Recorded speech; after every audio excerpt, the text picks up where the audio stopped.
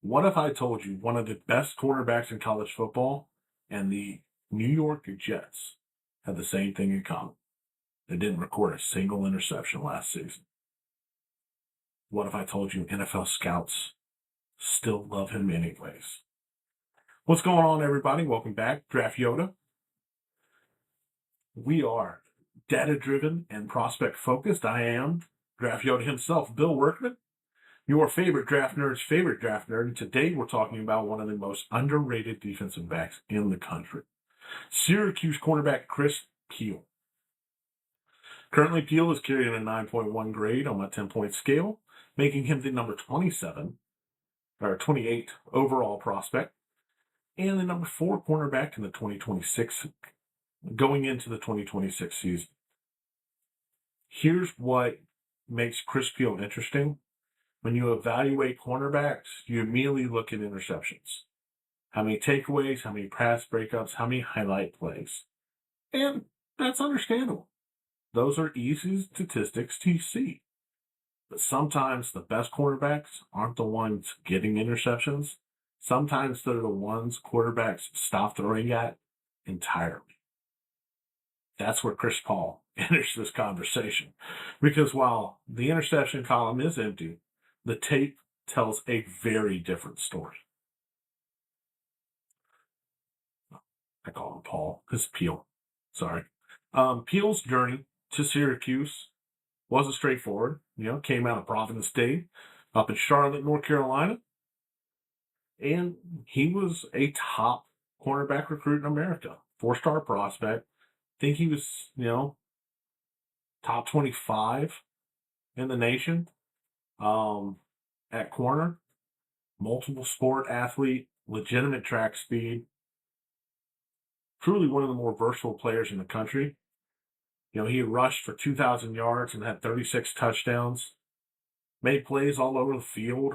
On defense, he had 120 tackles, 40 pass breakups. The athleticism was obvious. The production was obvious. The upside was obvious. And Georgia saw it. Kirby Smart landed him over programs like Michigan, Florida State, and Penn State. And like many elite Georgia recruits, Peal entered one of the deepest defensive back rooms in college football. The problem wasn't talent. The problem was opportunity. Georgia consistently recruits NFL-level talent, and getting on the field isn't easy. After 2 seasons, Peal had played 24 defensive snaps. 24, that's it. For some players, that would have ended their story. Instead, for Peal, it became a beginning, because January, Peal transferred to Syracuse to reunite with Fran Brown, and that's where everything changed. Immediately went from backup to full-time starter, from 24 snaps in 2 years to 650 snaps in 1 season. And Peal responded. 47 tackles, 7 pass breakups, a forced fumble. He only had 3 missed tackles in 12 starts. And he became one of the most consistent coverage guys in the ACC. Yeah, the interceptions were 0. Don't let that fool you. The coverage was much better than the box score suggests. First thing I love about him is zone coverage. This is where Peal shines. He sees the game exceptionally well. He reads quarterbacks. He understands route concepts. He recognizes spacing and consistently puts himself in position to make plays.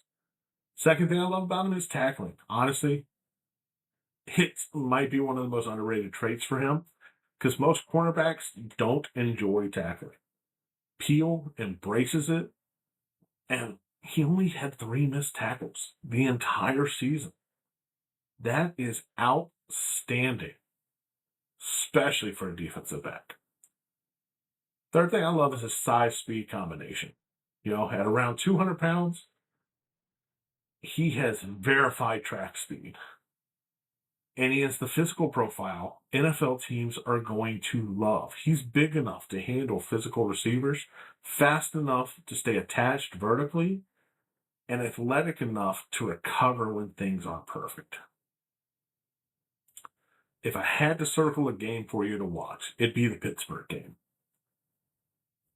It wasn't a game where Peal filled up the stat sheet, but it showed exactly what he is as a player. He repeatedly fit the run, closed spaces, made tackles, and helped eliminate explosive plays. That is winning football. What separates him from some of the other corners on my board is his reliability. Leonard Moore wins with coverage. Bryce Pollock wins with instincts and takeaways. Ellis Robinson wins with upsides and playmaking. Chris Peal wins by simply doing his job. Every snap, every series, every game.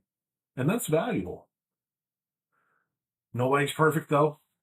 Nobody's perfect at all. I'll say it in every single one of these. The biggest concern is obvious. It's the ball production. 0 interceptions for a player with athleticism and instincts. Scouts are going to want more. The second concern is man coverage. Peal is more comfortable in zone than man. He processes quickly. He sees concepts developing. But when he's forced to mirror elite wide receivers one-on-one, the tape becomes less dominant. And it's an area for growth for him. The third concern is aggressiveness. At times, he trusts his eyes too much. He'll drive downhill. He'll drive downhill aggressively, and occasionally that leaves space behind him. It's a manageable issue, but it's still an issue. The biggest debate in his evaluation is, can a cornerback become a first-round pick without takeaways? My answer is yes. It becomes harder, but yes. Interceptions change games. Interceptions create highlights. Interceptions get headlines. Interceptions get draft buzz. And right now, that's the one thing that's missing from Peal's resume. The good news, everything else is already there. Which means one season of ball production could completely change how people view him. Why I remain so high on him is the traits are real, the speed is real, the tackling is real, the coverage is real. And unlike some corners who rely entirely on their athleticism, Peal already understands how to play the position. And that gives him such a high floor, especially for a zone-based defense. The question is going to be, can he climb higher than cornerback 4? And my answer is absolutely. The gap between him and the players ahead of him isn't enormous.